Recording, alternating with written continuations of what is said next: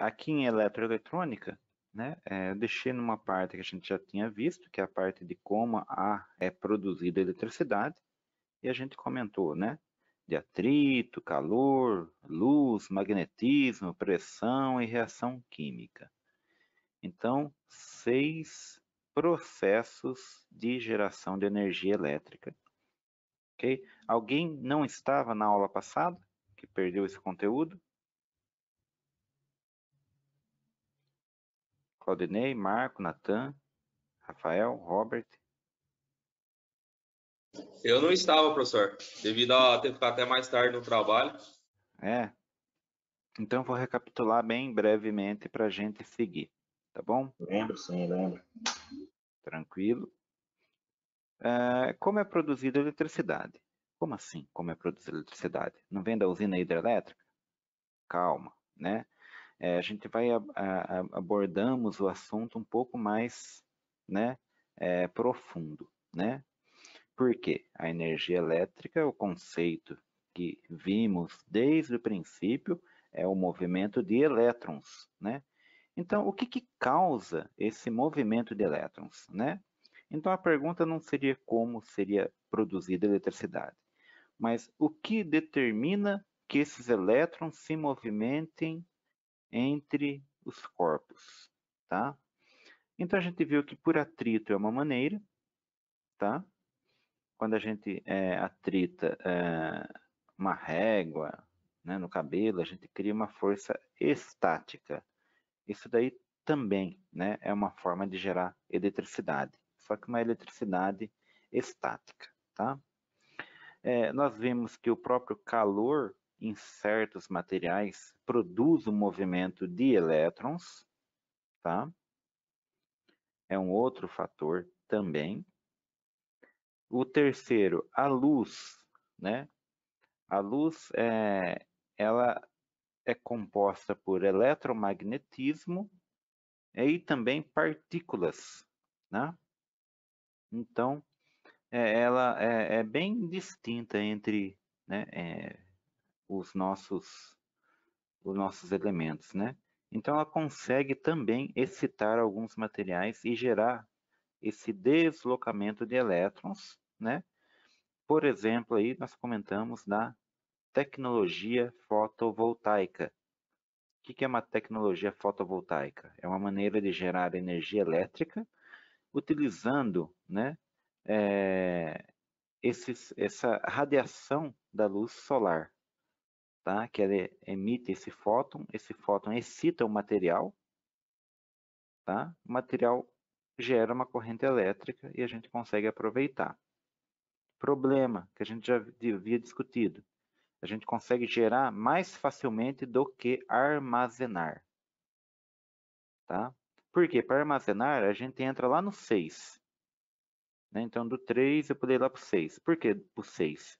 A gente consegue armazenar energia elétrica muito facilmente por reação química nas baterias, tá? Nas pilhas, ok? Então, pilhas, baterias são exemplos de reação química que gera energia. E a gente pode pegar energia, né, e transformar, armazenar numa reação química. É o caso das baterias de lítio, né? A gente consegue aplicar uma tensão nelas, fazer uma reação química, né, oposta àquela que gera energia elétrica. Ou seja, eu teria uma pilha recarregável, tá? Ok? Então, a bateria recarregável, né, seria interessante para trabalhar junto com a luz. O número 4, né, magnetismo. Magnetismo vem de ímãs, tá? Quando a gente lembra ímãs, a gente lembra de polo, né? Os polos, né, que positivo e negativo, né, geram um campo eletromagnético, tá? Quando eu movimento um metal nesse campo eletromagnético, eu gero corrente elétrica. E é isso que a gente faz numa hidroelétrica, por exemplo, numa termoelétrica, qualquer gerador, né, funciona no princípio do magnetismo para gerar eletricidade. tá? Pressão é uma maneira também peculiar de gerar energia elétrica. Certos materiais, quando são pressionados, né, eles liberam elétrons. Tá? Esses materiais, até alguns deles são conhecidos como piezoelétricos. Os materiais piezoelétricos são aqueles que, por exemplo, nós utilizamos nos sensores, nos cabeçotes do aparelho de ultrassom. Então, o que é aquele cabeçote? É um cristal piezoelétrico, que quando ele recebe uma vibração, que aí no caso está representando a pressão, ele cria uma certa tensão elétrica ali, né? Uma correntinha elétrica bem sensível, né? Mas um aparelho eletrônico apropriado consegue captar esse sinal elétrico e converter conforme, né, a calibração da máquina para ali o que a gente precisa saber, que no caso ali seria uma espessura, né, uma descontinuidade, alguma coisa que permitiu que esse material vibrasse, tá? Então a gente viu atrito, né? O calor gerando energia elétrica, movimento de elétrons, a luz, né? Principalmente o fotovoltaico, né? Fotoemissão e fotocondução são maneiras que a luz gera energia elétrica. O magnetismo seria as bobinas magnetizadas em movimento, porque magnetismo sem movimento não gera energia elétrica, gente. Né? Se eu só aproximar o magnetismo de um fio e deixar lá parado, não gera. Ele tem que ficar em movimento para poder gerar o magnetismo, ok? Para gerar a corrente elétrica, aliás. A pressão, né, dos materiais, né, alguns cristais, quando ao receberem pressão, geram energia elétrica, não aquela energia elétrica necessária para um trabalho de movimentar um motor, por exemplo. Né? É uma coisa sensível, mas tem a sua utilidade. A eletroquímica, muito utilizada, né? Principalmente aí nas tecnologias móveis, tá? Então, qualquer celular, né, qualquer coisa móvel precisa de uma fonte de energia. Como que a gente consegue, né, uma fonte de energia para esses aparelhos? Através de uma bateria eletroquímica, tá? Que a gente consegue recarregá-la, tá? Essas pilhas também, né, dentro de algumas didáticas, podem ser chamadas de acumuladores, né? São pilhas e baterias, tá? Tranquilo? Podemos seguir então? A próxima aula fala de curto-circuito, que é uma palavra que a gente escuta muito falar. Oh, teve um curto-circuito lá numa casa, não sei o que, né? Teve um curto-circuito no meu aparelho, né? A minha máquina está em curto-circuito. Por exemplo, eu acho que meu chuveiro está em curto-circuito. Por quê? Porque meu disjuntor desarmou. Né? E o que acontece? Quando acontece um curto-circuito, né? É interessante essa palavra, né? Curto-circuito. Por quê? Né? Normalmente, ou em eletrônica, né? Ou em instalações elétricas, nós trabalhamos com circuitos, tá? Então a gente vai ver circuitos de corrente contínua, quando a gente está falando em eletrônica, é muito mais fácil, né? Trabalhar com corrente contínua, né? Não é regra fixa, né? Mas é muito comum em eletrônica a gente trabalhar com corrente contínua. E quando a gente fala em instalações elétricas, a gente trabalha com corrente alternada, tá? A fonte de energia.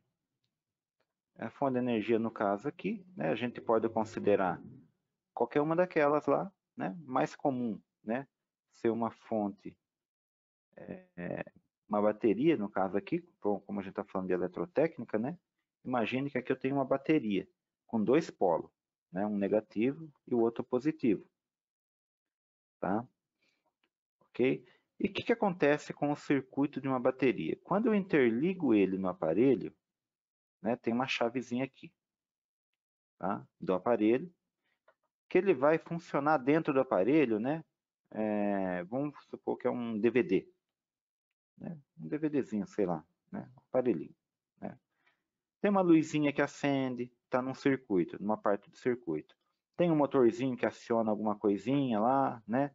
Uma portinha que abre, tem outra linha de circuito. Tem um efeito sonoro, está em outro circuito, né? Internamente, eu vou ter vários componentes eletrônicos, né? Que orientam essa corrente elétrica que está passando da fonte de energia, né? Que eu consigo fazer o meu trabalho, né? Executar a ação no aparelho, tá? Mas porventura, né? Cada item desse, lâmpada, né? Motor, alarme, eletrodoméstico, representa uma carga, tá? De trabalho, tá? Ou seja, a corrente, para passar por ali, ela tem que ter, né, uma tensão ali, né, para empurrar essa corrente, esses elétrons, né, para passar ali. Então, a tensão da fonte de energia, essa corrente que a gente está falando até agora, ela é dada pela letra I, né, é os elétrons que percorrem, né, todos os circuitos internos. Para ele passar da lâmpada, ele vai precisar de uma tensão. O que é tensão? A tensão é dada em volts, tá?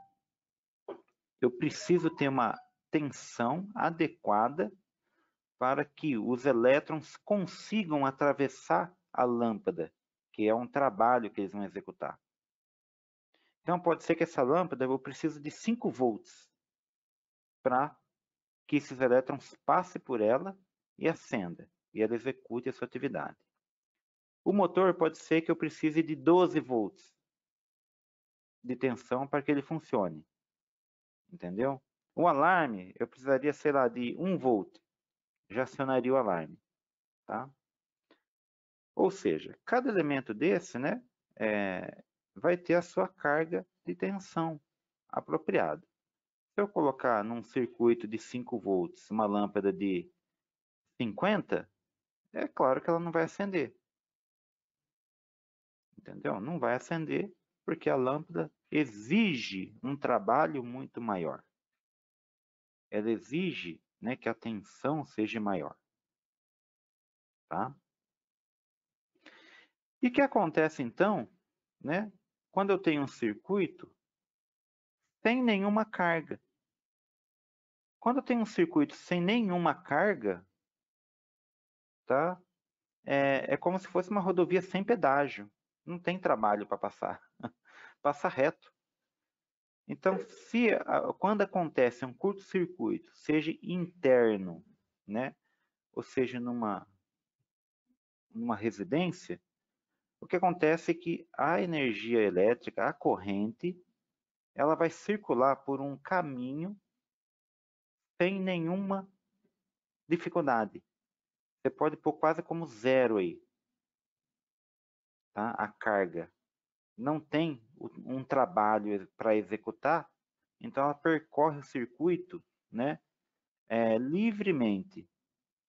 Ou seja, a tensão começa a empurrar esses elétrons simplesmente para eles ficar circulando ali. Tá?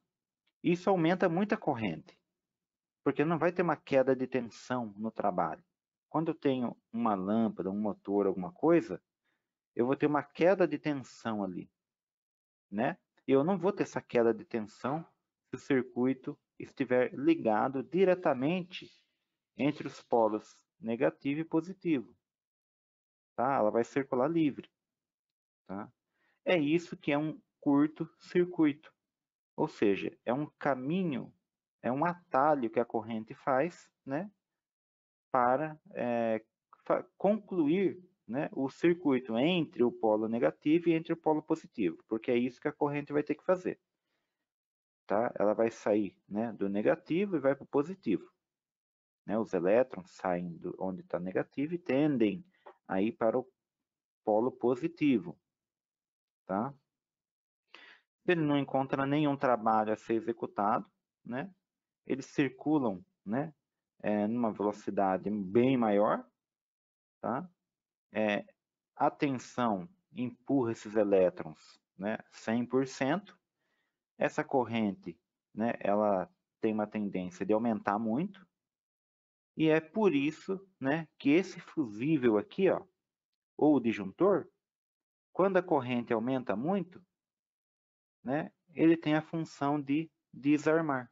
Ou seja, na verdade, esse fusívelzinho, né, imagina que tem um fiozinho aqui, ó, que se passar muita corrente por ele, ele rompe, ele aquece e se rompe. Para quê? Para prevenir, né, que a corrente trafegue livremente por um caminho sem carga alguma, ou seja, por um caminho de curto-circuito. Então ela pega um atalho. Tá? Então o curto-circuito é breve, só tinha isso mesmo. Né? Aqui falando só um pouquinho de unidades de medida elétrica, né?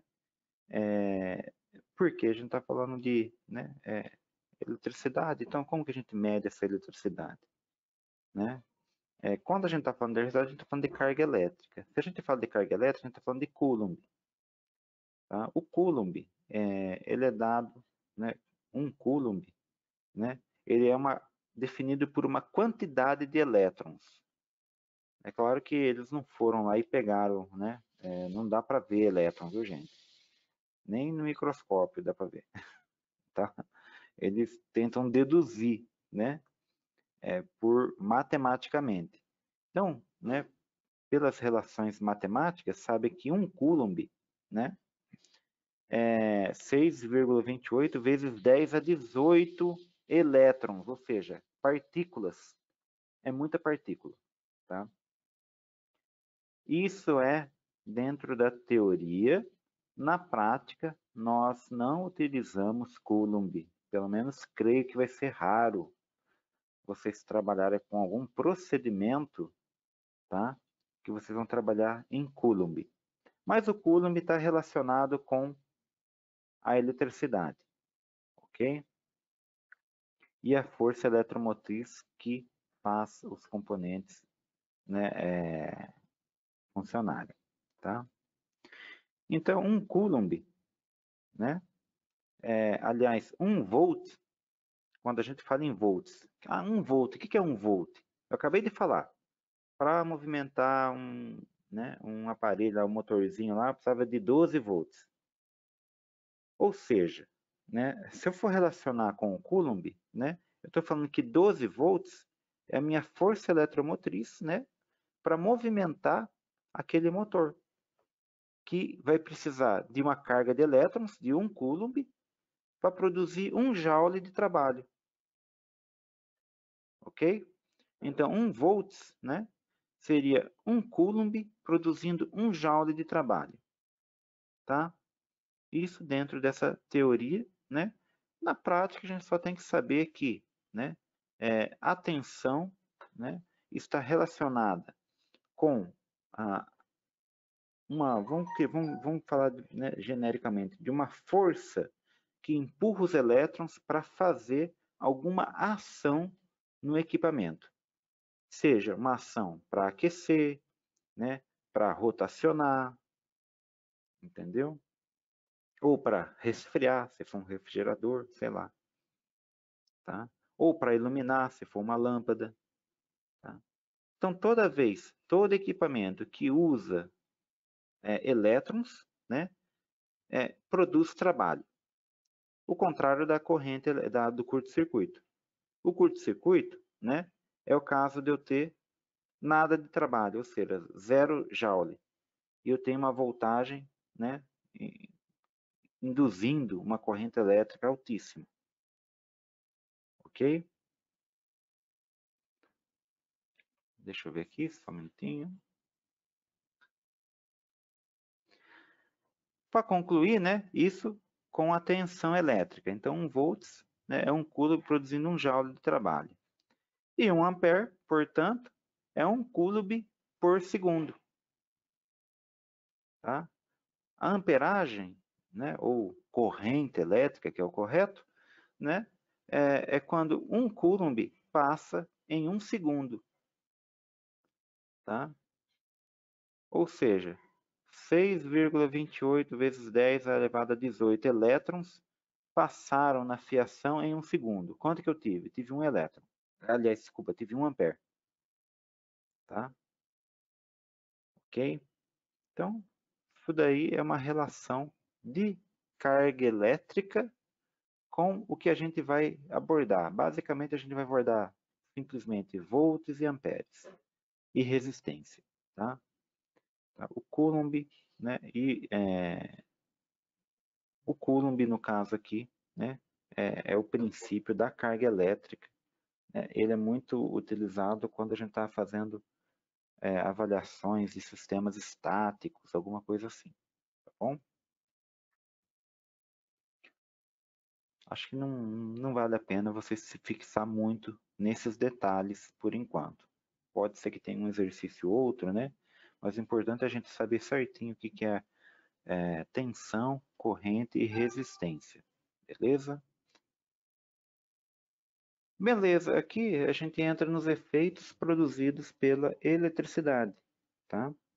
Então nós vimos, né, como que se produz a eletricidade, né? 6 processos para se produzir eletricidade. E agora é o contrário, tá? Então a gente viu atrito, né?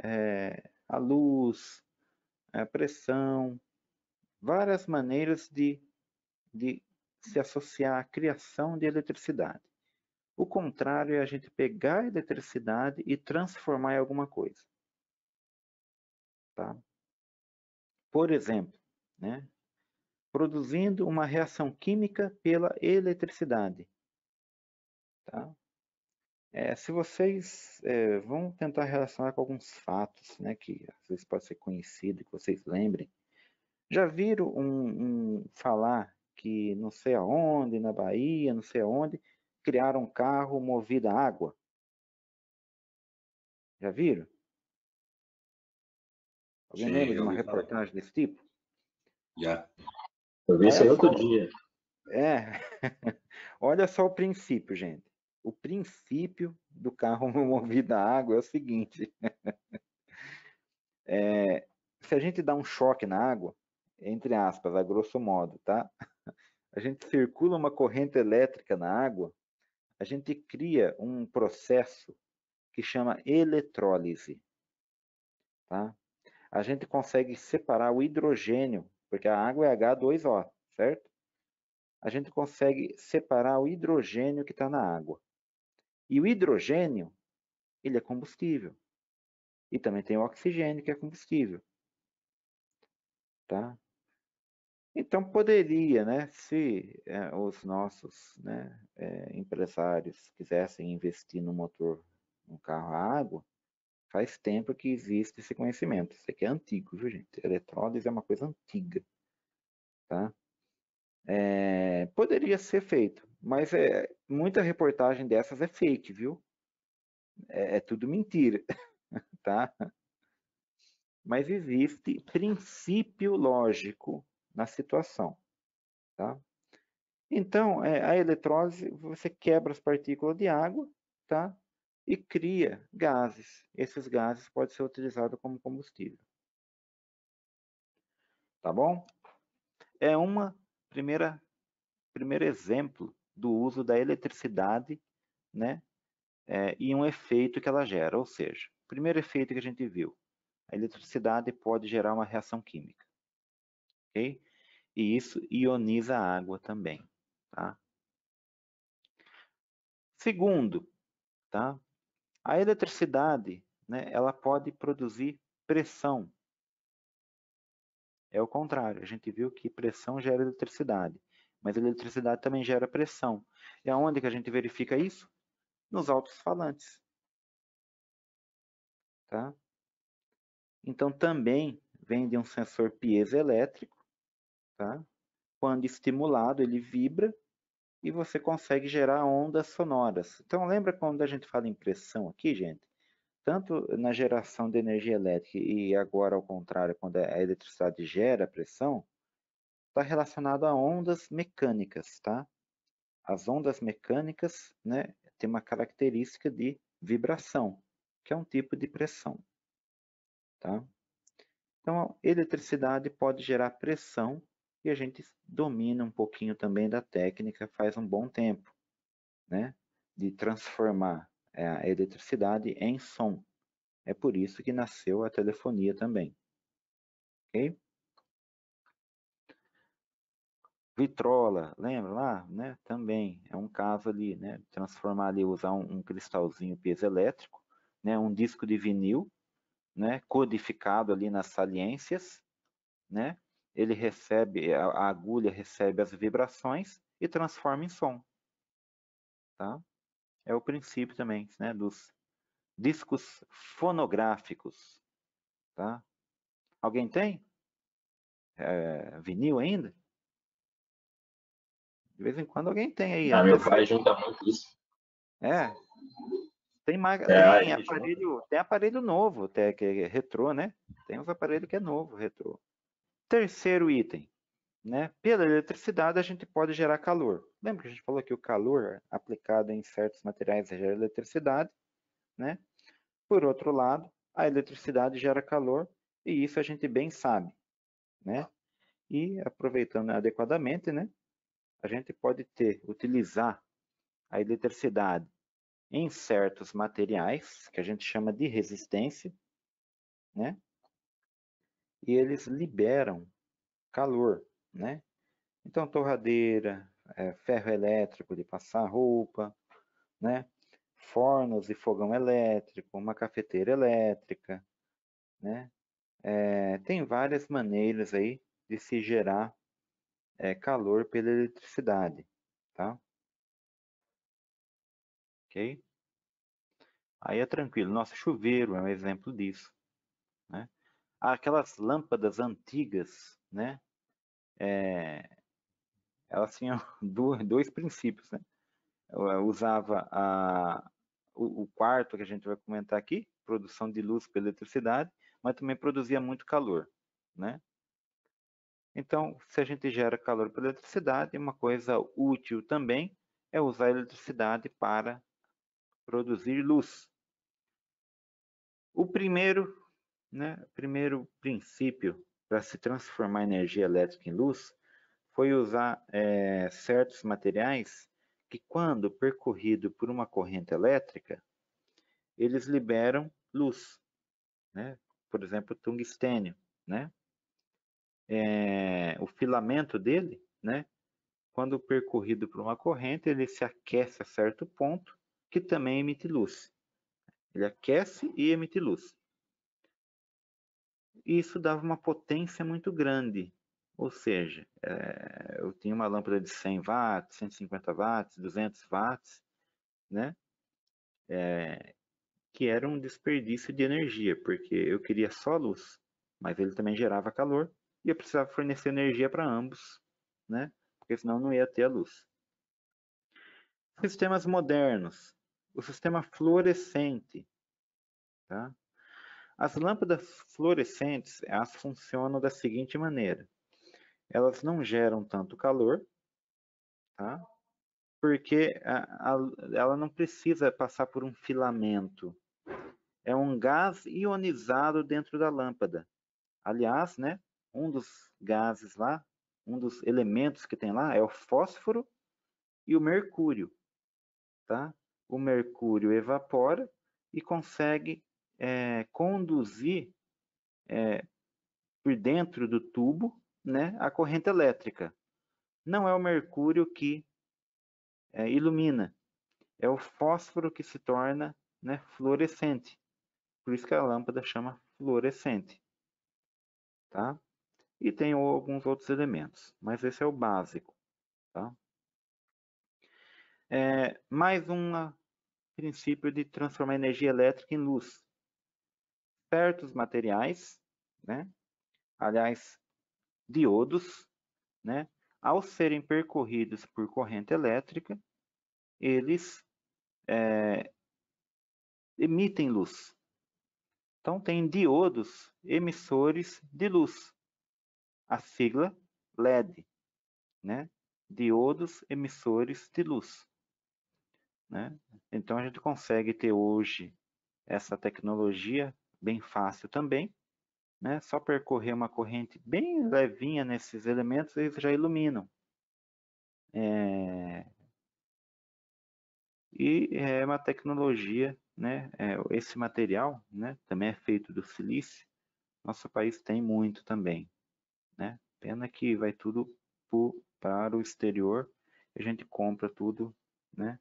Manda o bruto para lá. E a gente compra a tecnologia já feita de outros países, tá?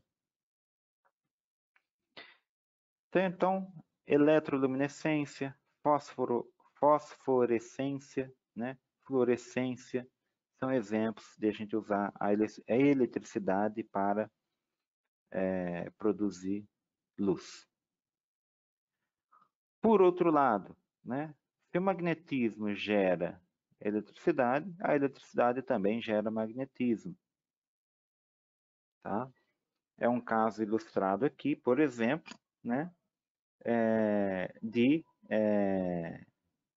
um fio percorrido por uma corrente elétrica. Tá?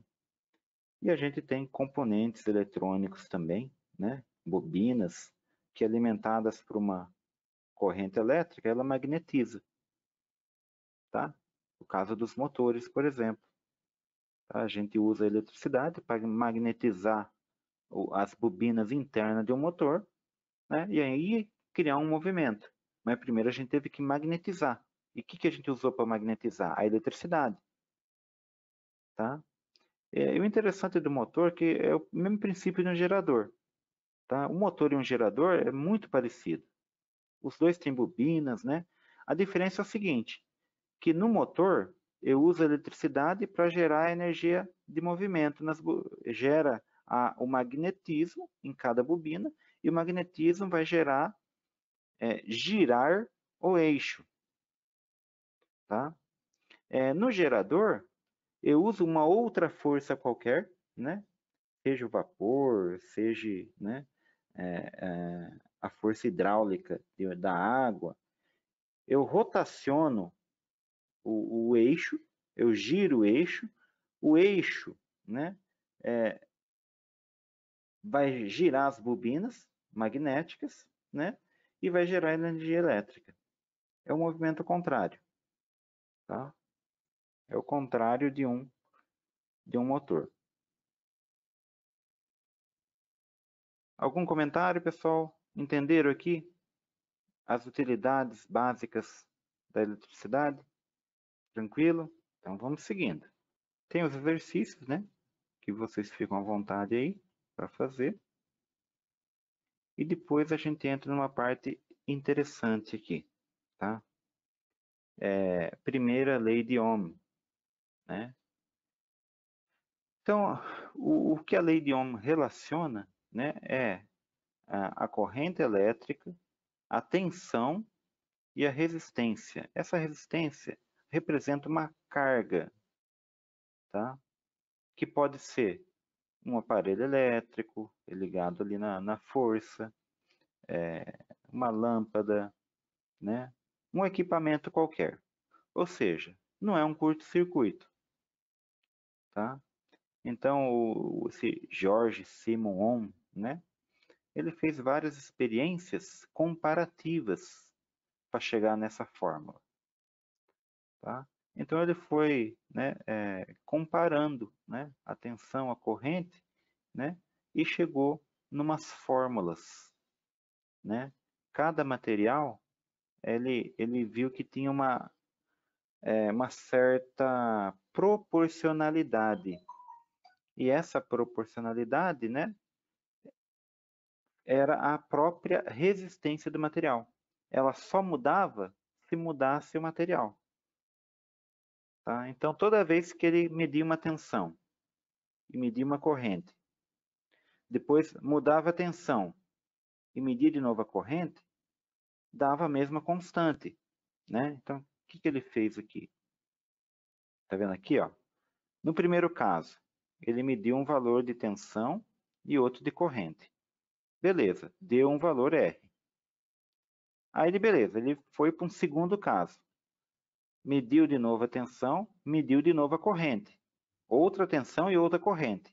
Dividindo as duas, deu a mesma constante. Terceiro item, mais uma vez ele mudou a tensão, teve outra corrente, dividindo os dois, chegou no mesmo valor. Então, ele relacionou isso, né? O material tem uma constante, que é a sua resistência. Então, o ouro tem uma resistência, o cobre tem uma resistência, o alumínio tem uma resistência. Cada material, né, tem uma resistência apropriada. Tá? Ok? E por causa disso, ele viu que essa resistência, com essa resistência, variando ela, a gente consegue controlar a tensão e a corrente. Por isso que a gente criou resistores. Tá? Os resistores, eles controlam, né? A gente consegue controlar a tensão e a corrente dentro de um circuito. Tá? Isso foi bem interessante, né? Manipular os valores internos da corrente permite que a gente utilize a porção correta, apropriada para executar as atividades internas. Tá? Então, a corrente elétrica, né, em um condutor metálico é diretamente proporcional à tensão aplicada em seus terminais. Claro, né, tem algumas coisas que podem interferir, como, por exemplo, a temperatura. Tem que ser a mesma, né? E outras grandezas físicas, como pressão, por exemplo, né? Tem que ser constante, para não interferir nessa relação. Tá? É aquela fórmula que a gente vem trabalhando, né? O que ele descobriu? Que a tensão é igual à resistência multiplicada pela corrente. E dessa fórmula aqui, né? A gente vai ver que, né? Se eu quiser saber só a resistência, né? Eu sei que vai ser a minha tensão e o I que está aqui vai passar dividindo. Isso aqui é matemática básica. Tá? Se eu quiser saber só a corrente, né? Aí eu vou ter o I aqui, né? E a tensão que está do outro lado e a resistência que vai passar dividindo. Tá? Então, dessa fórmula, a gente vai trabalhar corrente, as relações entre corrente, tensão e a resistência. Tá? E isso é utilizado tanto em eletrônica quanto em instalações elétricas. Esse, na verdade, é o princípio, né, para a gente se trabalhar com a corrente elétrica. Tá? Se a gente sabe, né, a resistência, a gente sabe, né, a tensão. Né? Olha, se a gente sabe resistência e corrente, a gente sabe a tensão. Se a gente sabe tensão e corrente, a gente sabe a resistência. Tá? E isso define muitos parâmetros, como, por exemplo, né, bitolas de cabo. Tá?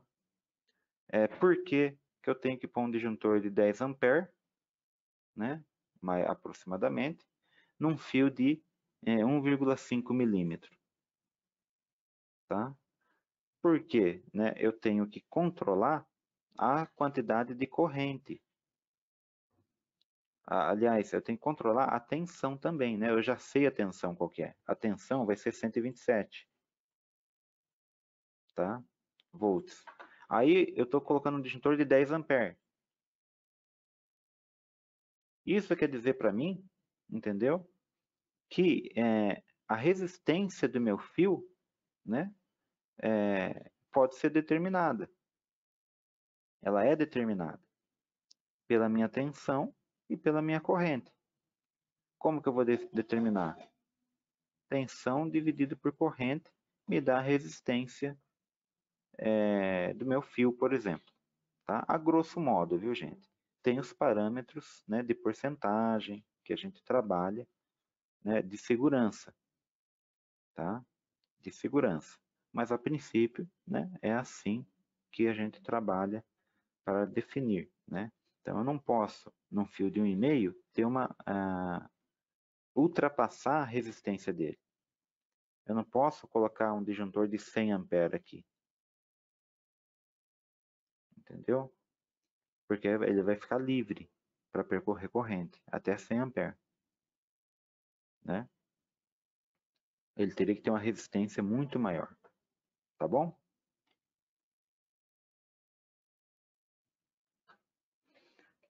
Aqui.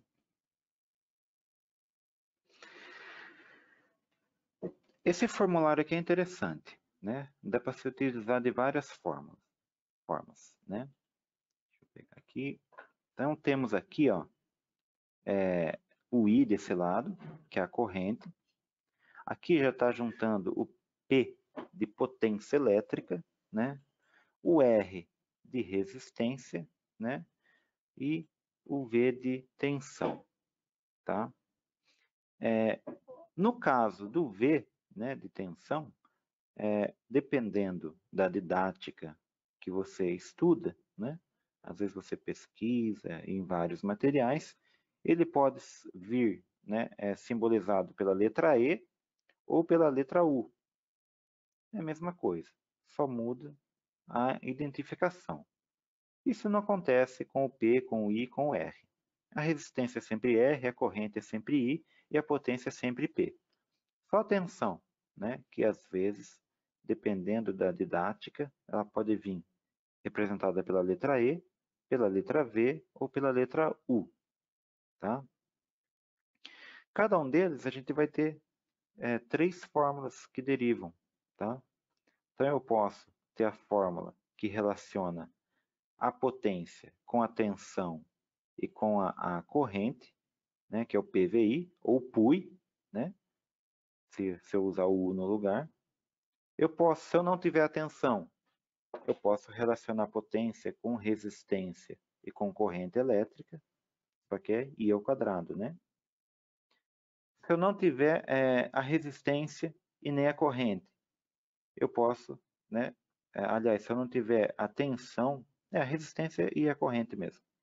Eu tenho a tensão e eu tenho a resistência, que dá para relacionar também, tá? O mesmo acontece quando eu quero achar a resistência, a corrente ou a tensão, tá?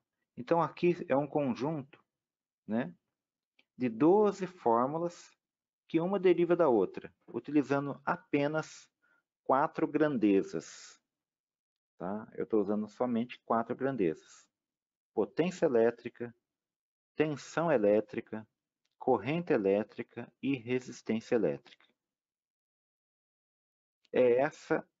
Esse é o formulário que a gente utiliza para vários cálculos, né, dentro da elétrica. Tá ok? Dá para decorar isso daqui? Simples. É muito fácil decorar isso daqui, gente. Tá? Basta vocês identificarem aqui, ó. Deixa eu trocar a caneta. 2 fórmulas. Você não precisa decorar todas. Você só precisa decorar a fórmula da potência, que é PUI, tá?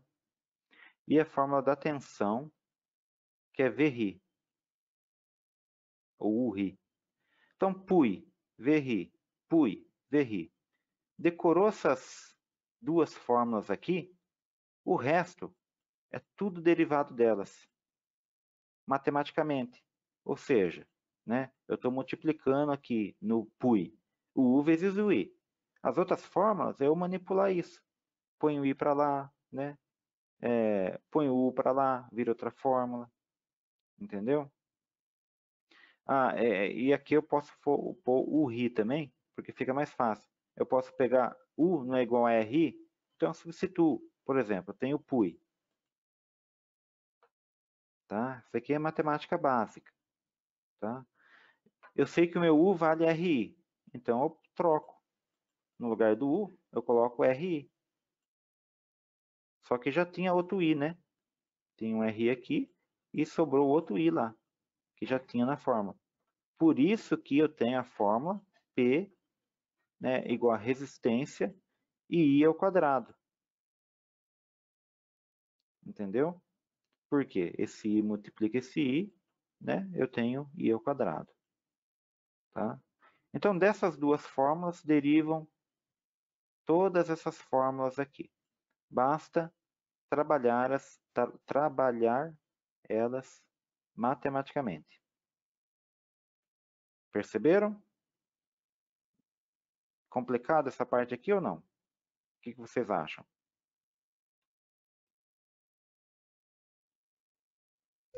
Ah, professor, na hora que envolve as fórmulas já começa a complicar um pouco, né?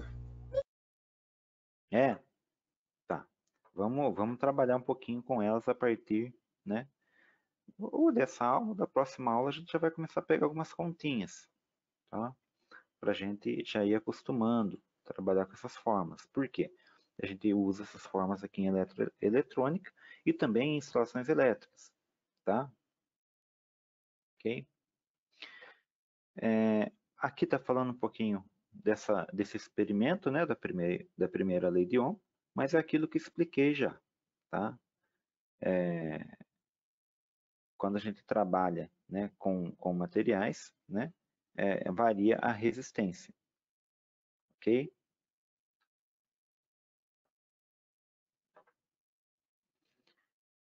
Então foi o que as experiências, né, situação 1, 2, 3, né, foi as experiências que o Sigmund Ohm ele desenvolveu, né? Então ele fazia situação por situação. Ó, ele tinha uma tensão de 9 volts, pôs uma resistência de 100, deu 90 mA. Manteve 9 volts, né? Trocou a resistência, deu 45. Situação 3, manteve a tensão, dobrou a resistência, caiu pela metade a corrente. Isso provando a relação que ele observou. Né? O que ele observou aqui? Né? Que a resistência, né? A corrente é inversamente proporcional à resistência. Quanto mais eu aumento uma, mais a outra diminui. Tá? Ele fez vários tipos de experimento. Tá? Ele fazia isso, né, dentro do circuito, anotava os valores e depois percebeu, né, que essa relação matemática aqui, ó, de divisão. Tá? Ele percebeu, né, quase ao acaso, né, porque o intuito dele era comparar, né, os valores, mas ele não sabia que ia dar tão na cara assim e chegar numa fórmula matemática, que era essa daqui, ó. A corrente elétrica é a tensão dividido por E. Basicamente está naquele formulário lá, tá?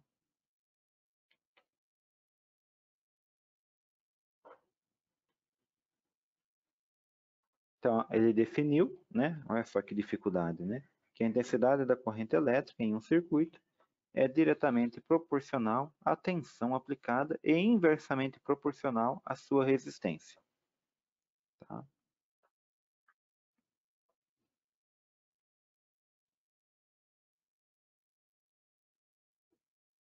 Ok? E esse material aqui vocês pegam depois para ir vendo com calma, tá? E qualquer dúvida a gente retorna nesse conteúdo, tá bom? Então a gente já percebeu que a gente vai utilizar a lei de Ohms sempre para ver ou tensão, ou corrente ou resistência. Tá?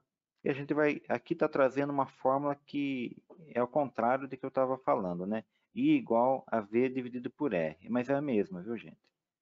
Se eu passar o R para lá, multiplicando, vai ficar VRI, tá? Que é essa daqui, ó. Eu gosto mais de trabalhar com essa fórmula aqui, ó. Essa daqui foi a primeira fórmula que eu decorei, eu achei muito fácil decorar ela. Tá? E as outras duas derivam dela, tá? Tanto essa quanto essa, tá bom? Volts é a tensão, amperes a corrente e ohm, né? Com o símbolo de ohm é uma ferradura, tá? é a resistência elétrica. Tá?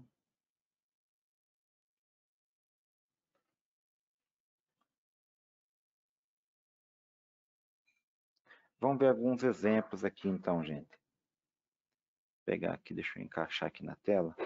Acho que dá para ver os dois. Temos 3 exemplos aqui. Tá? Exemplo 1. Vamos supor que uma lâmpada utiliza uma alimentação de 6 volts.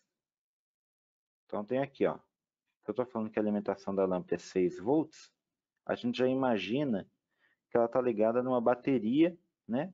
Ou vamos supor que ela está em 4 pilhas. Cada pilha é 1,5, né? Vai dar 6 volts. Então 4 pilhas aqui, ó. Tá? Para dar essa tensão. Ok?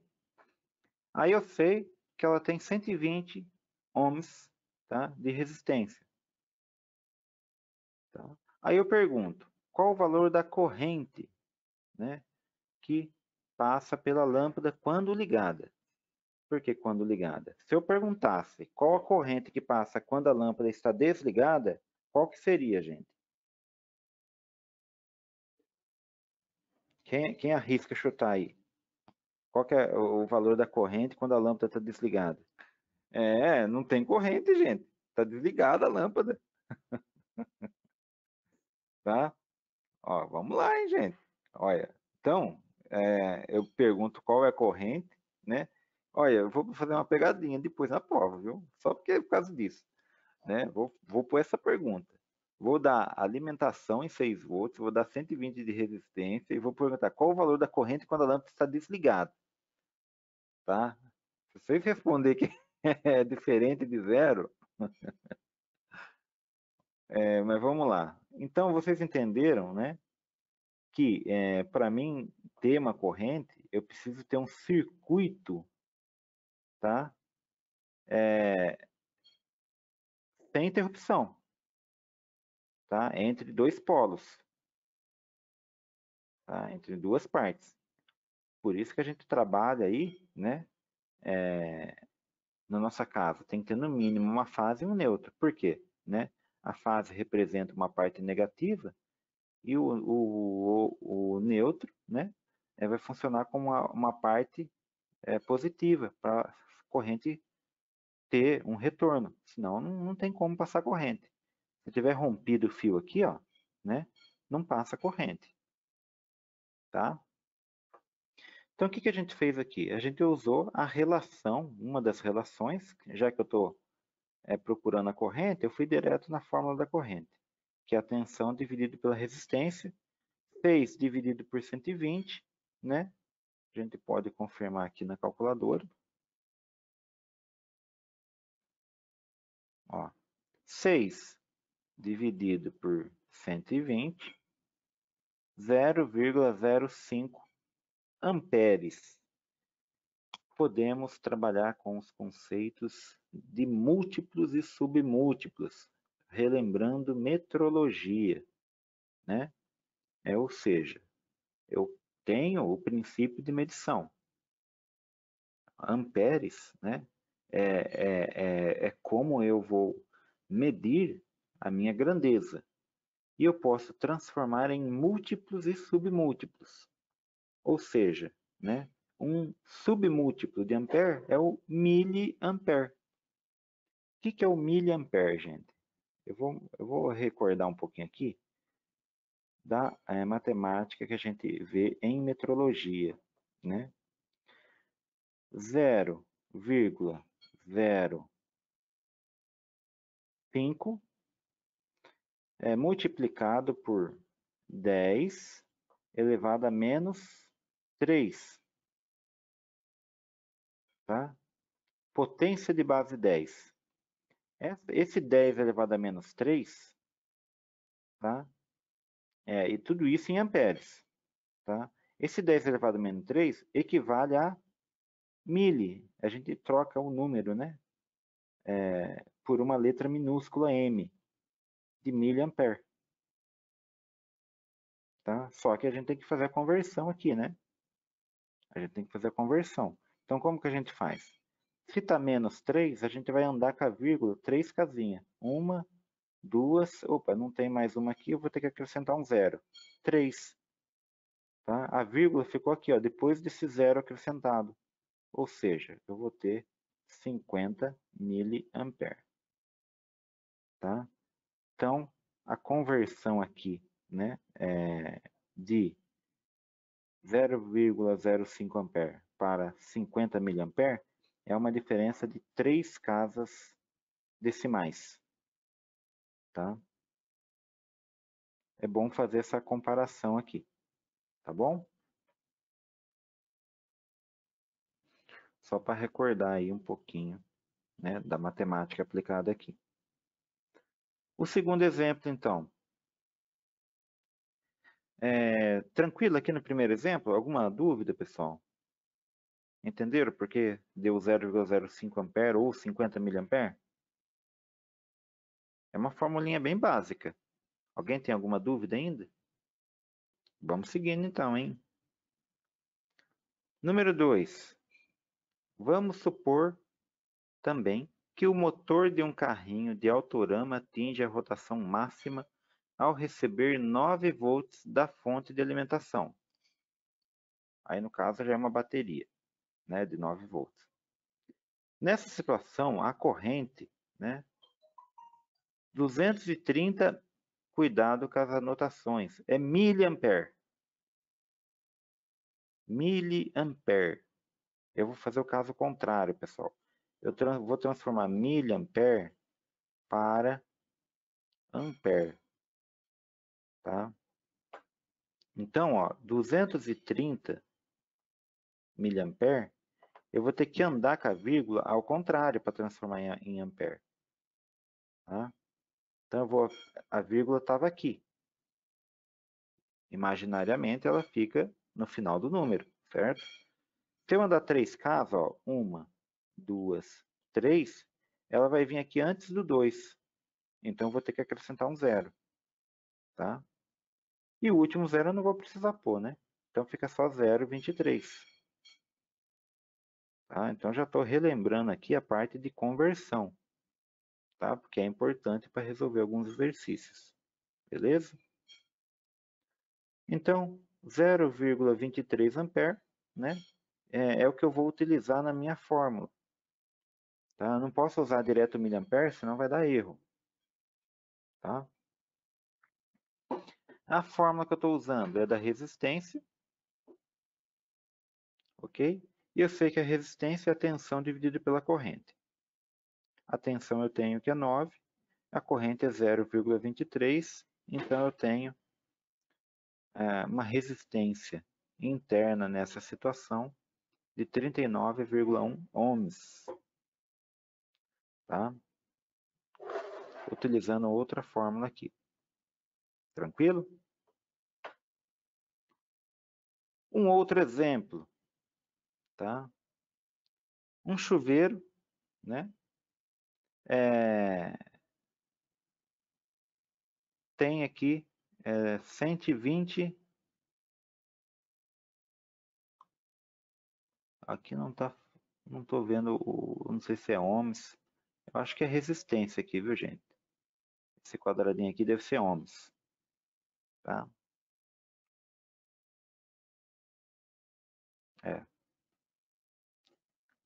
Aqui, ó. Tá falando 12 no exercício, mas marcaram 10 aqui. Vamos fazer com os dois, tá? Vamos considerar primeiro o que está aqui, ó. Aqui está falando 10 ohms. Aqui embaixo, tá? Usando a fórmula, aquela mais tradicional, que é a VRI, né? Eu multiplico resistência por corrente. Eu sei que a corrente foi me dada aqui, 22 amperes, tá? Então, eu tenho a corrente e tenho uma resistência aqui no exercício, de 10 ohms. Multiplicando os dois, eu tenho 220. Ah, Fábio, e se fosse 12? Né? Se fosse 12, eu ia ter R igual a 12, né? 12 ohms, tá? E eu tenho a minha corrente ainda mesma, porque vamos supor que a gente mediu a mesma corrente, tá? E eu queria saber a tensão que estava dando ali, tá? É 22 vezes 12, tá? Ou seja, né? Calculadora. Vamos pegar aqui. Oh, meu Deus do céu. O que aconteceu aqui? Eu não peguei a calculadora. Acho que eu cliquei no Paint. Né? 22 vezes 12. 264 volts. Tá? Ou seja, né? Se eu fosse utilizar ali, né, o 12 volts, o 12 ohms de resistência, né, eu precisaria de uma tensão maior para poder executar a atividade ali, o trabalho do chuveiro. Ok? Tranquilo? Entenderam aí que teve um errinho ali no exercício 3, né? Em vez de 12 era para ser 10 para dar um valor mais adequado. Se fosse 12, né? É porque a resistência, né, não poderia não funcionar. Ou seja, ela não ia executar o serviço de aquecer a água. Tá bom? Mesma coisa quando você pega um chuveiro 110 e coloca uma resistência de 220. A energia não consegue aquecer a água.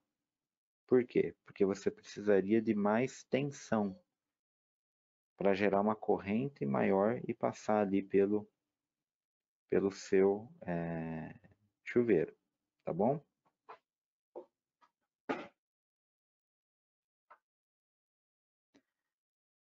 Vamos limpar um pouquinho aqui.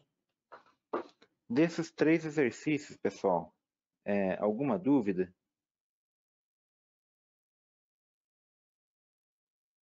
São os primeiros exemplos, né, de cálculos que a gente aborda aqui em elétrica. Tá? Vamos fazer algumas atividades para a gente trabalhar um pouquinho esse exercício? Pode ser? Ó, peguem um papel aí, uma caneta, né? Vamos refazer o exemplo 1 aqui, ó. Trocando, em vez de 6 volts, né? Vamos considerar 12 volts e verificar qual que é a nova corrente. No exercício 2, tá? Eu já vou trocar aqui, ó, 230 mA, vamos dobrar também. Vamos falar que é 460 mA. Né? Qual que vai ser a minha nova resistência? Tá? Aqui eu quero saber qual que é a nova corrente, aqui eu quero saber qual que é a nova resistência. Ok? Rapidinho então, só conferindo então. Aqui a gente trocou o 6 por 12, né? Então a conta ficou, né? I ia ser igual, né? A 12 dividido por 120, certo? Que deu quanto? 0,1 miliampere. 0,1 ampere ou 100 miliampere, certo? Certo. Ok? Ó, na calculadora. Eu vou ter que dar um ESC aqui, peraí. Vamos lá. Cadê minha calculadora? Eu tinha anteriormente 6 dividido por 120. Tinha me dado 0,05. Agora eu tenho 12 dividido por 120, que vai me dar 0,1 ampere. Tá? Para mim transformar, né, em miliampere, eu tenho que andar 3 casinhas, né, com a vírgula. Tá? É a mesma coisa de eu multiplicar por 100. Tá? Então, vezes 100. Tá? Desculpa, a mesma coisa de eu multiplicar por 1000, viu, gente? Deixa eu voltar aqui. Eu vou pôr mais vezes 10 aqui que vai dar certo. Pronto. Tá? Por isso que chama mili, vem de uma casa de milhar. Tá? Então vai ficar 100 mA. Beleza? No caso do segundo exercício, né? Eu tenho resistência, que é a minha incógnita, tá? E aqui eu falei que em vez de eu ter 230 mA, eu tenho 460. Esse 460 aqui de corrente, né, vai dar 0,46 ampere. Eu converti também, né, 460, aí no caso não multiplica, divide por 1000, tá? Então a gente veio aqui na calculadora, zero a calculadora, né? 460. Em vez de multiplicar, eu estou fazendo o inverso, então eu divido por 1000. Tá? 0,46. Tá? Ok? Amperes. Tá? Então vai ser sempre essa continha. Ou multiplica por 1000 ou divide por 1000. Tá? Depende se você vai transformar em miliampere ou ampere. Tá? No caso de miliampere para ampere, a gente divide. Se eu tiver ampere e transformar em miliampere, eu multiplico. Tá bom? Fazendo a conta, né? Eu vou ter... Opa, fechei a calculadora, não era para fechar não. Né? Vamos lá. Eu continuei ainda com 9 volts, com a mesma bateria, né? Dividido agora por 0,46, que vai me dar 19,6 aproximadamente. Tá? Então vamos colocar aqui, ó, 19,6 aproximadamente. Tá? Qual foi a conta que eu fiz? 9 dividido por 0,46, tá? E vai me dar esse resultado.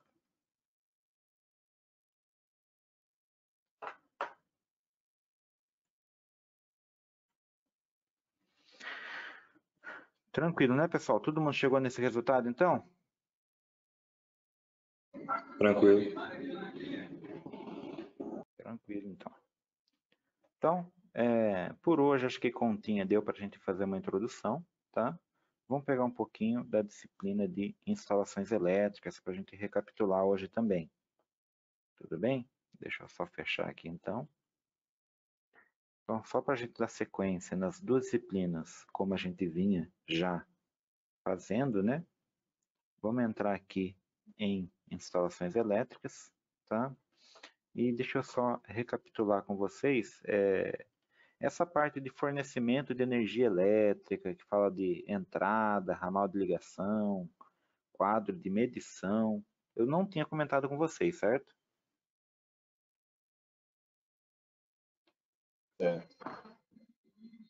Não passei por aqui, né? Que eu lembre, não. Pelo menos comigo aqui, não. Então, porque anterior a isso, ó, o que a gente tinha visto antes disso? Acidentes com eletricidade. De acidentes com eletricidade, a gente comentou, certo? Sim. Tá, então vamos lá. Vamos dar sequência, então, né? Falando um pouquinho do fornecimento de energia, tá?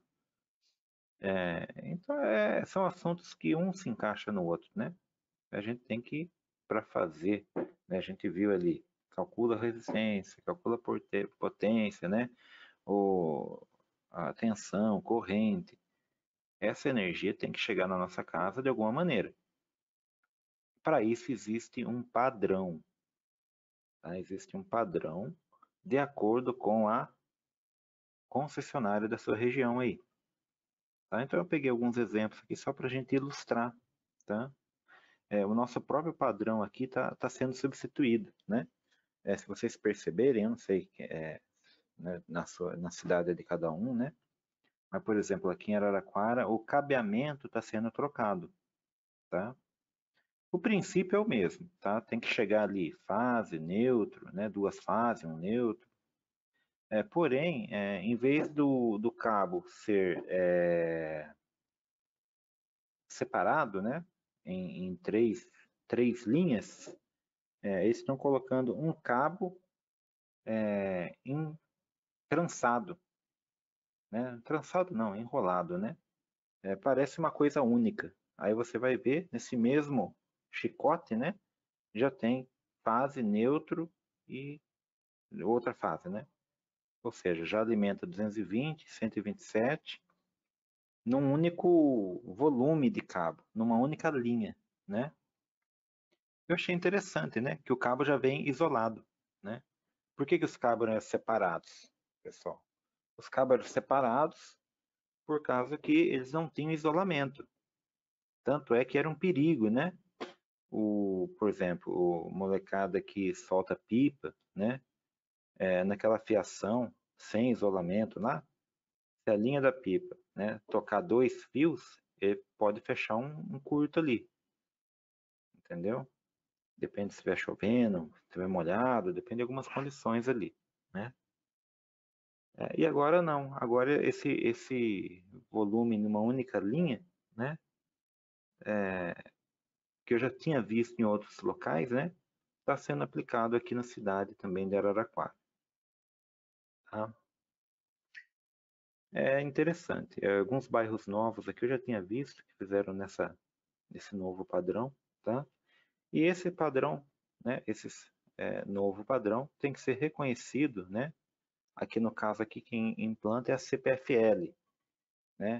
Mas ela segue todo o regulamento da ANEEL, tá? Então existe sempre uma burocracia envolvida para isso. No caso aqui, né? Tem para fornecimento de energia elétrica, né? A ANEEL criou uma resolução, né? A resolução 456 de 29 de dezembro de 2000, né? Dá algumas diretrizes de como fazer essa entrega da energia. Então, concessionárias e distribuidoras de energia elétrica têm que seguir essa resolução da ANEEL, que está ligada diretamente, né, com o governo, tá bom? Aí a gente entra de novo com alguns conceitos, né? Que é, por exemplo, ponto de entrega. Então, quando a gente vai falar com concessionária, ela tem um limite de atuação. Ou seja, o limite de atuação dela é o ponto de entrega. Só que ela define também, ela só executa a entrega da energia se você adotar um padrão que ela aceita. Como assim? Vamos supor que você está solicitando a energia elétrica na sua residência, né? Você tem que montar uma entrada lá. Aí você montou um poste do seu jeito, né? Deixou 2 fios lá de qualquer medida e chamou a CPFL para pôr um relógio. Eles não colocam. Você tem que seguir o padrão deles. Por exemplo, tem que comprar o poste padronizado, colocar fiação padronizada, né, na cor correta. O relógio tem que estar acomodado na caixinha apropriada, não é qualquer caixa, né? Então não é em qualquer ponto que eles fazem a entrega da energia para você, de qualquer maneira. Ok? Porque o que a gente vê na prática? Por exemplo, em bairros mais antigos, é comum a gente ver o poste de entrada de metal puro, né? Ele é feito de cantoneiras. Tudo bem, naquela época era aceitável, né? Agora não se aceita mais. Agora o poste tem que ser, né, de cimento, ok? Então esse ponto de entrega, né, é o limite entre concessionário e consumidor, ok? Então alguns itens aqui, ó. O ramal de ligação. né? Esse ramal de ligação, né? É um dos itens, né? É esse padrão novo que eu estava comentando. É responsabilidade da concessionária que faz a distribuição da energia elétrica. Ainda a gente vai ver um pouquinho, né? De geração, distribuição dessa parte de energia elétrica ainda, tá? Em outro momento. Da parte do consumidor, né? Ele tem que deixar pronto um ramal de entrada. Esse ramal de entrada, né? É onde vai ser conectado, né? E feito o ponto de entrega, ou seja, a conexão da sua energia, tá? Para controlar a energia que você utiliza, né? Aí você tem um quadro de medição, tá? Nesse quadro de medição, você tem ali um relógio que contabiliza, né? Quantos você utilizou, né? De potência por hora, né? Então ele faz uma conta de quilowatt-hora, né? De quanto você está gastando de energia, ok? Então, o quadro de medição fica do lado do consumidor, tá? Aí você tem desse quadro, tá?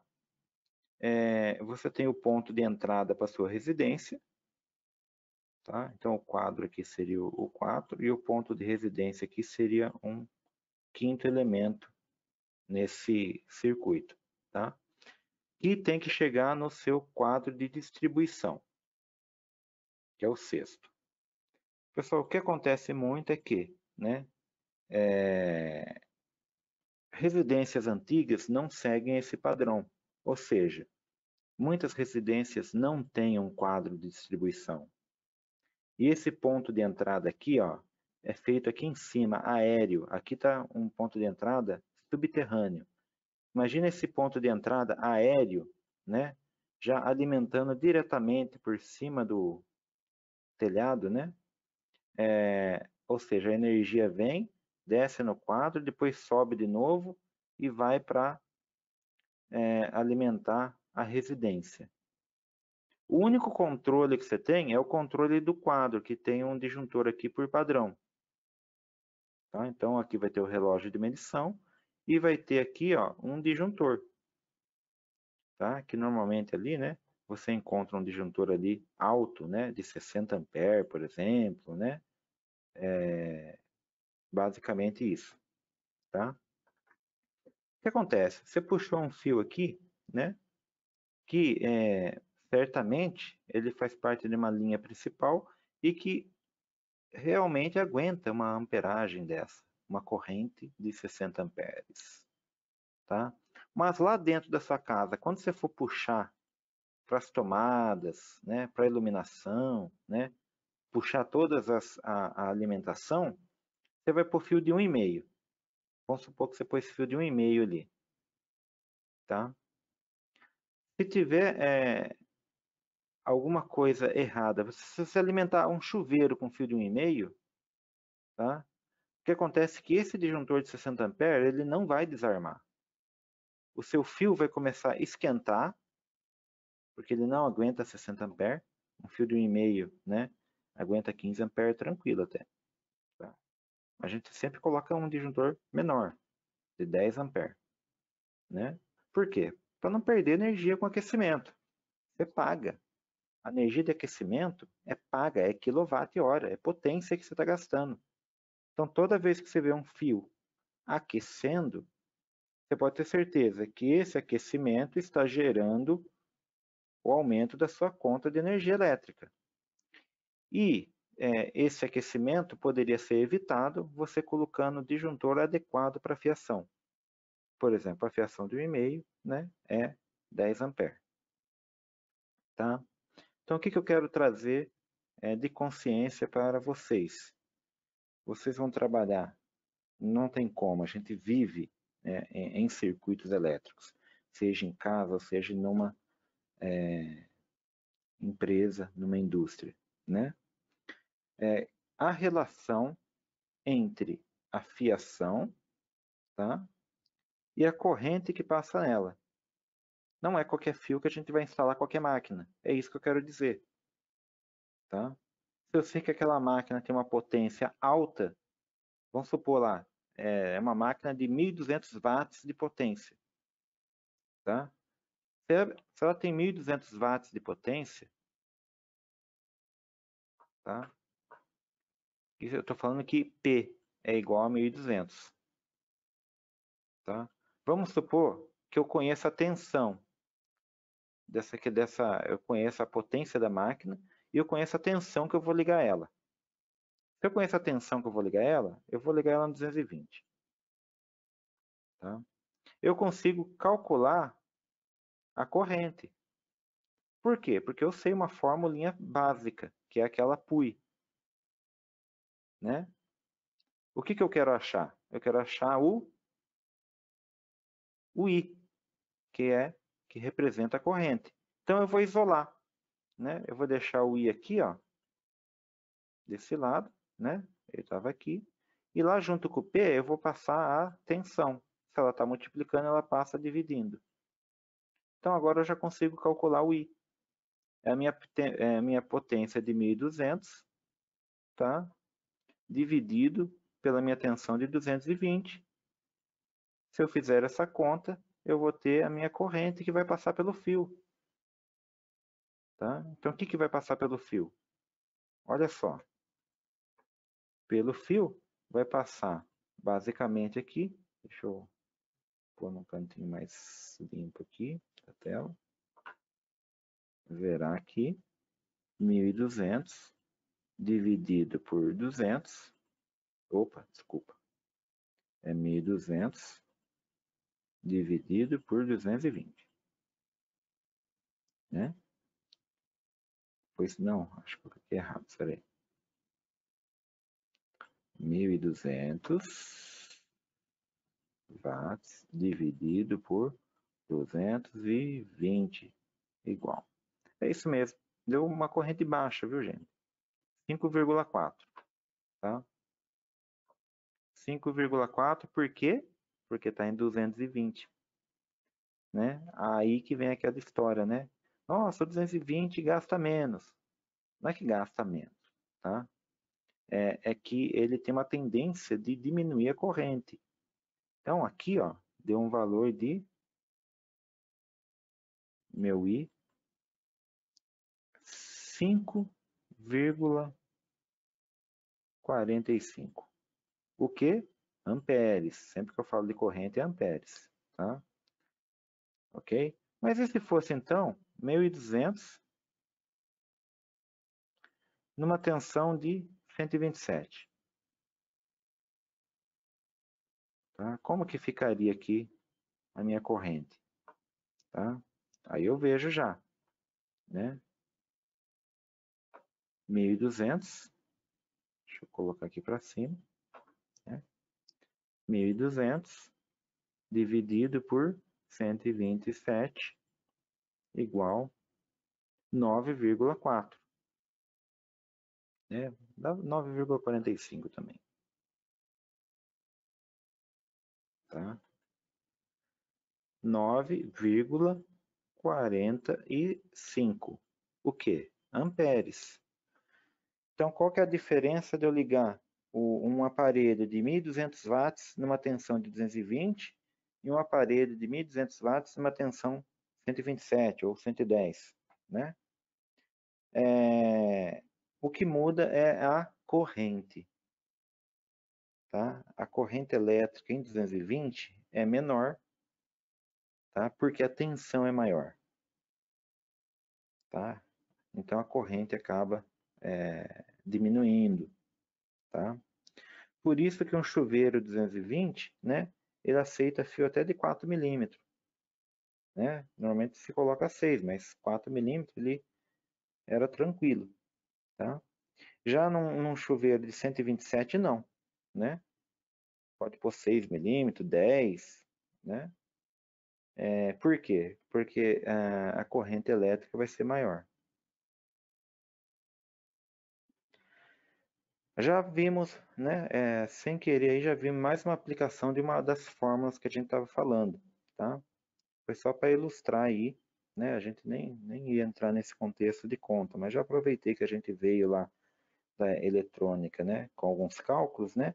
Já coloquei aqui uma aplicação de um cálculo também, né, dentro de instalações elétricas, só para vocês terem noção da aplicabilidade. Alguma pergunta? Professor, só recapitulando, a parte Vamos lá. do chuveiro aqui, para mim fazer uma anotação aqui, o chuveiro 220, o fio, o mínimo é 4 milímetros? Depende da potência do chuveiro, né? Vamos falar É, 5.400 watts de chuveiro, sei. entendeu? Então, Ah, se o chuveiro é entendi. 5.400 watts, é porque tem chuveiro de até 8.000 watts, viu? Toma Ah, cuidado aí. entendi. Então, uma dúvida minha, eu falei, vou Ó, o perguntar. chuveiro, aquele gorducha. Gorducha, ou é 5.400 ou é 5.600. É mais ou menos isso, tá? Dividido por 220, né? Então, vamos fazer essa continha rapidinho aí, tá? Porque eu tô chutando algumas coisas aqui, mas para tudo tem conta, viu, gente? Tá? Para saber bitola de fio. Aliás, a gente vai fazer um projetinho. Vocês vão ver aí, né? Projetinho aí, a última turma fez uns projetinhos que, né? Até eu fiquei com inveja de elétrica. E aí vocês vão até poder calcular a bitola de fio em cada circuito. Vai ter um procedimento, tá bom? Mas já para antecipando, ó, 5.400 é um chuveirinho simples, tá? Tem duchinha que é mais econômica ainda. Tá? Já vi umas duchinhas, parece de brinquedo, né? De 3.800 watts, ó, né? É muita potência, gente. Nossa, se a gente for comparar com lâmpada LED, por exemplo, é 5 watts uma lâmpada LED. Dá para pôr 5.000 lâmpadas aqui, ou 1.000 lâmpadas no lugar de um chuveiro, né? Mas vamos lá, dividido por 220. Ó, dá 24 amperes, tá? 24 amperes, aí você vai ter uma tabela de fiação, né? Para esse tipo de carga, tá? Então, de acordo com a carga, você tem uma fiação adequada, tá? Então, se eu sei que um circuito vai passar no máximo 10 amperes, né? Eu sei que dá 1,5, mas isso é por cima, viu? É mais com a prática mesmo, né? Sem lembrar os cálculos, né? Então, quando a gente for fazer os cálculos, a gente só confirma, né? Mas para 25 amperes, né? Daria para colocar um de 4 milímetros, sim, tá? Daria para colocar, tá? Um de 4 milímetros, ok? Mas por segurança, normalmente o pessoal coloca 6, tá? Por segurança, entendeu? Então considera 6 milímetros mesmo, tá? Para o chuveiro daí, mesmo se for 220, só por questão de segurança mesmo, tá bom? E não é só isso, viu, gente? Tem a questão de emenda, né? Um fio desse tipo não pode ser emendado, né? Tem a questão dos conectores, que também pode, né, ter mau contato, né? É bastante detalhes que a gente vai ver por partes, beleza?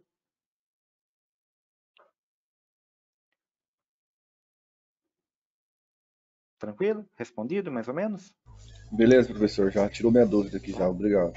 Aí, se você colocar o de 4 milímetros, aí um dia eu quero colocar um super chuveiro de 8.000 watts. Você nunca vai lembrar que o fio é 4 milímetros. Você vai tacar o chuveiro lá e vai funcionar, viu? Vai funcionar porque eu sei que tem casas aí que funciona com fio de 1,5. Eu acho absurdo, gente. Não sei como que não estourou ainda a casa. Depois as casas pegam fogo, o pessoal não sabe por quê, né? Ao mesmo tempo que liga o chuveiro, liga uma torradeira junto com o fio. Porque passa uma amperagem tão grande. Tem fio que não rompe, gente. Ele não rompe. Ele foi feito com um limite de corrente, né? Para 15 amperes, por exemplo. Vai passar 30 amperes nele, ele não vai se romper, né? Aquele metal vai aquecer num ponto, né? Que vai derreter até a proteção dele, né? Se ele não tiver em contato com nada, não vai acontecer nada, ele vai ficar aquecendo. Mas esse que é o problema, né? Às vezes você só descobre isso depois que, né? Quando começa a cheirar queimado, né? Porque quando, né, vai aquecer, aquela borrachinha que protege o cabo, né? Ela é anti-chama. Mas mesmo anti-chama, ela derrete, né? Aí você vai sentir cheiro de queimado. O que que é cheiro de queimado? É muito comum, né? Ter um disjuntor falhando que cheira queimado. Tem disjuntor que se você sentir um cheirinho de queimado, você pode procurar primeiramente na caixa de disjuntor, né? Às vezes dá falha no disjuntor, né, ele queima lá, tá? Ou precisa de aperto, por exemplo, né?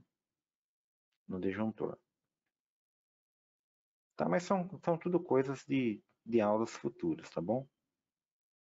Vamos voltar no nosso tópico de entrada aqui, porque falando da entrada, né? Tem várias configurações de entrada. Essa, por exemplo, aqui a gente viu, né, que é um ramal de ligação aéreo, né, que é o ponto de entrega aéreo, que a gente fez, depois do quadro de medição, uma entrada subterrânea ali, né, por baixo, né, não tem entrada aérea depois do quadro, tá? Esse daqui é o padrão, por exemplo, da minha casa aqui, né, eu tenho postinho, tenho o quadro de medição embaixo e tenho a entrada por baixo, né, embutida pela terra até chegar no meu quadro dentro da residência. Ok? Mas o que a gente pode ver? Né? Vou passar um pouquinho aqui, deixar para vocês lerem. Eu não coloquei as outras fotos. Coloquei sim. Está aqui embaixo. Vamos lá. Aqui está falando um pouquinho dos valores de tensão fornecido. Né? Como assim? Os valores mudam? Mudam, pessoal. Porque o valor de tensão fornecido na sua residência depende do tipo de transformador. Tá? Então tem o transformador triângulo, né? A ligação das bobinas internas são de triângulo. Nesses tipos de transformador, a tensão entre uma fase e um neutro é 110, não é 127. Por isso, né, que são os transformadores mais antigos que se fala 110 volts. Tá? E entre fase e fase dá 220. Ok? Na ligação estrela, a fase e o neutro dá um pouquinho mais, dá 127 volts. Mas fase e fase dá 220 mesmo. Tá? Então, fase neutro em estrela dá 127 e no triângulo dá 110. Então, o tipo de transformador, né, define a tensão de alimentação. Mas isso muda muito? Hoje, os aparelhos 110, 127 já estão ali, né, já tem um circuito que aceita as duas tensões. Então, não muda muito. Tá? Não vai mudar muito, não. Aliás, né, não é tão fixo assim essa tensão, tá? Se for uma rede mal planejada, né, onde está 127 vai ter menos, vai ter 115, 119, né? No caso onde tem 110, se tiver uma sobrecarga, também vai subir, né? Então, isso daí é um padrão que às vezes pode estar com deficiência na prática também. Beleza? Aqui tem o esquema, né, a simbologia, né? O triângulo estrela é um fechamento, né? Aqui está falando do tipo de enrolamento interno das bobinas, né? Enrolamento de mais alta tensão e enrolamento de mais baixa tensão, né? Tem transformadores trifásicos, né? O que os transformadores trifásicos fazem, né? Eles possibilitam a gente ter uma tensão diferente de 127, 220, né? Que é 380, 440 e assim por diante, né? Com mais fases. Aí eles mesclam um circuito, né? Então tem o circuito triângulo estrela, né? Tem o estrela triângulo, né? E tem um estrela zigue-zague. Também tem esse tipo de transformador, tá? Cada um tem uma relação de tensão, ou seja, dependendo dos pontos que você pega de cada um, né? você vai ter a tensão entre as fases. Tá? Então tem a formulinha aqui. Tá? Conforme você calcula aqui, você tem a tensão. Depende dos pontos. Tá? Também mais para frente a gente aprofunda um pouco nisso quando estiver falando de motores, porque encaixa também no fechamento de motores. Tá? Quando a gente trabalha com, né, motores industriais, né, você tem que saber fazer o fechamento certinho dele dentro do sistema aí, né, de transformadores, tá bom? Basicamente o nosso sistema vai ser monofásico ou bifásico, tá? Monofásico, quando a gente tem a tensão ou só 110, ou só 127, ou só 220. Existe também 220 num único fio, tá bom? Então, a gente aqui está acostumado a ter 220 em duas fases. Tem certas regiões que tem 220 numa única fase. Da mesma maneira, depende do transformador e do que a concessionária está fornecendo de energia. Ela segue aquele padrão que ela estipulou para aquela região. Tá? Bifásico. O bifásico ele é feito a 3 fios, né? Porque daí eu consigo ter duas tensões diferentes. Se eu pegar a fase neutra, eu tenho 110 ou 127. E se eu pegar a fase, eu vou ter 220. Tá? Às vezes, se decide entre monofásico e bifásico, dependendo, né, do porte da residência. Tá? Casinha popular, por exemplo, normalmente eles consideram um padrão monofásico. Então eu já vi o bairro inteiro com padrão monofásico. Aí, para você pedir, né, você tem que pedir um relógio bifásico, só que você tem que justificar uma carga instalada. Tá? Então, normalmente, quando você quer instalar um ar-condicionado, né, ar-condicionado até existe no padrão 127, né? Mas por aquele motivo, gente, 220 vai ter menos perca em calor pelo fio. Você consegue, num fio de bitola menor, né, passar energia, né, para o aparelho. Então, a maioria dos ar-condicionados é 220 volts, né? E você só de falar que vai instalar um ar, você já justifica a instalação de um relógio bifásico. O que eles fazem, né? Você vai ter que passar mais um fio, né? E vai ter descendo no seu relógio, né, duas fases, e você consegue dividir a carga da sua casa, né, entre as fases. Tá? Um sintoma, né, um princípio de que você precisaria de duas fases é quando você tem aquele caso que você liga um aparelho e você visivelmente vê que a tensão da sua casa diminuiu. Ou seja, você liga um chuveiro, aí a luz apaga. Né? O que isso quer dizer? Quer dizer que ou você está com uma rede monofásica, né, e está todos os equipamentos ligados nessa rede. Né? Se você colocar uma bifásica, você consegue desviar uma energia só para o chuveiro, de uma das fases, e a outra fase você deixa para o restante da casa, por exemplo. Tá? Você divide a carga instalada na sua residência. A mesma coisa serve quando estivermos trabalhando por exemplo, com uma máquina. Né? Se eu tiver uma máquina de alta potência, né, eu tenho que pelo menos prever colocar ela num circuito que está com pouca carga instalada. Tá? Isso garante que eu não vou ter, quando eu ligar essa máquina, uma queda de tensão em outros aparelhos. Algum comentário? Tranquilo, pessoal? Entenderam essa parte? Monofásico, bifásico, 2 fios, 3 fios? Sim. Tranquilo, então. Tá? Trifásico, né? 3 fases e um neutro. Tá? A mesma coisa ali, né? No caso desse trifásico, basicamente as fases vai dar 220 cada fase, né? 127 uma fase e um neutro, né? E o intuito de você ter, né, 4 fios nesse caso é que você pode distribuir melhor a carga instalada, tá? E aqui está a representação esquemática, então, né, às vezes só de você chegar numa residência, né, você olha ali para a casa ali em cima, tá descendo 2 fios. Então essa casa só tem 220, né? Tá descendo 3 fios. Então tem 220, né? Né?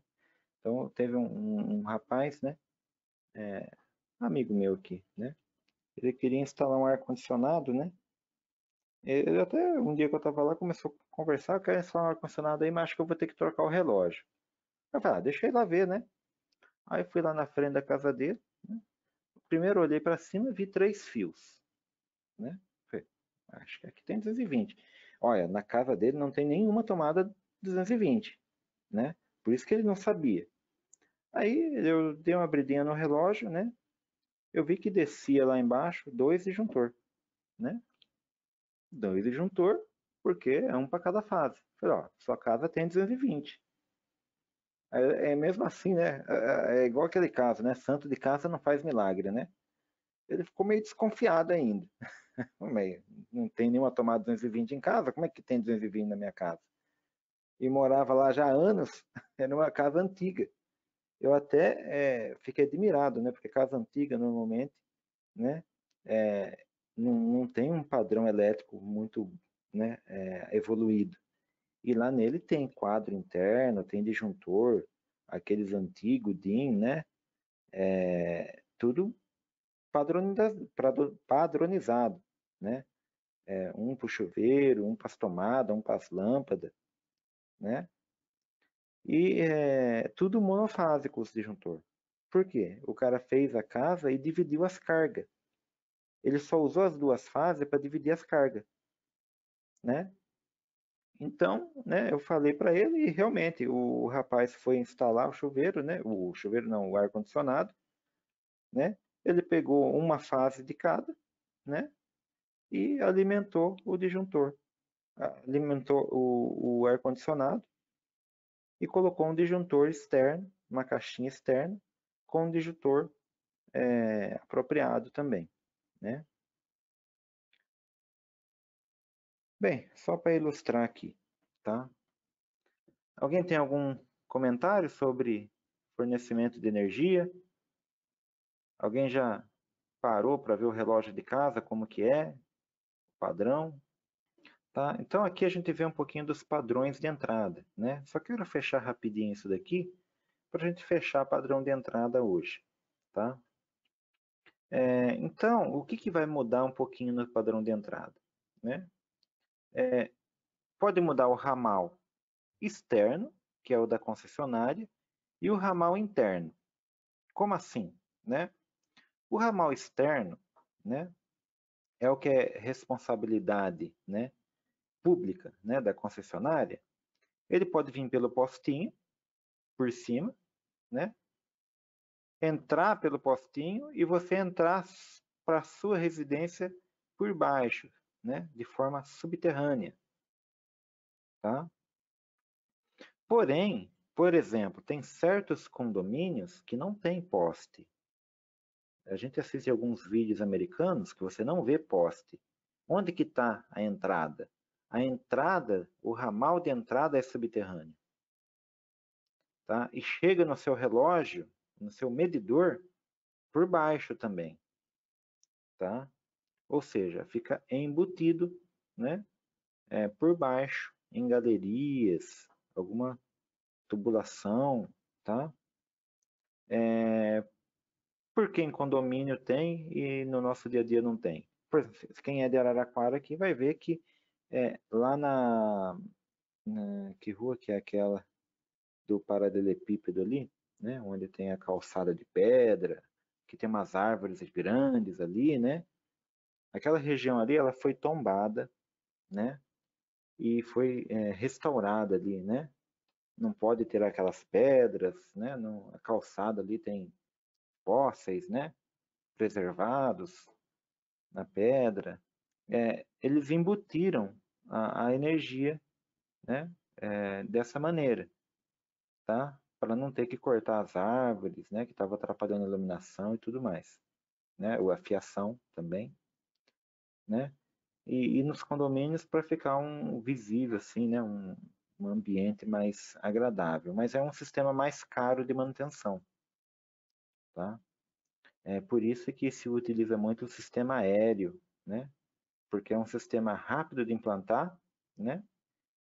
Tem mais manutenção, porém, né? É mais barato mexer. Por que tem mais manutenção? Né? Cai uma árvore, cai um raio, estoura um transformador, né? Ele fica mais sujeito a intempéries, tá? O ramal aéreo, né? E o ramal subterrâneo, ele fica mais protegido realmente, né? Porém, nas galerias de ramais subterrâneos, é espaço confinado, né? Para se fazer a manutenção, tem que tomar mais cuidado, tá? Você pode ter um ramal de entrada misto, ou seja, em vez do fio atravessar a rua por cima, você tem o poste, tem a rede aérea, porém, né, a alimentação é feita até na sua casa, atravessando a rua, né, por meio subterrâneo. É uma ligação meio que mista, tá? Por que que pode acontecer isso, né? Pela altitude da linha, né? É um meio de você evitar cruzar o cabeamento, tá? Mas é estranho, né? Já que, né, ia fazer por baixo, né? Fazia tudo por baixo mesmo, ok? E da sua casa também, né? Normalmente, o padrão seria ir por baixo, tá? Mas também, a gente verifica muita casa antiga que a entrada, né, para casa é aérea, tá? É aérea mesmo. Bem, por hoje, então, né, eu agradeço aí a participação de vocês, tá? Fiquem com Deus aí, tá? Se cuidem, estudem bastante aí, né? E qualquer dúvida, estou à disposição, tá? Nessa disciplina de instalações elétricas, nós temos um trabalho de fechamento da disciplina, tá? Que é montar um projetinho elétrico. Eu já comentei superficialmente, né? Que eu vou precisar para esse trabalhinho? De uma planta residencial. Normalmente eu falo para o pessoal escolher a planta da própria casa, tá? Se for muito complexa, pega uma mais simples, né? Porque se for muito complexa vai dar muito trabalho. Tá? Se tiver muitos, né? Piso inferior, piso superior, aí fica meio complexo, né? Pode pegar só um piso só. A gente vai fazer um projetinho elétrico, né? De instalação elétrica para vocês terem uma noção. Até mais então.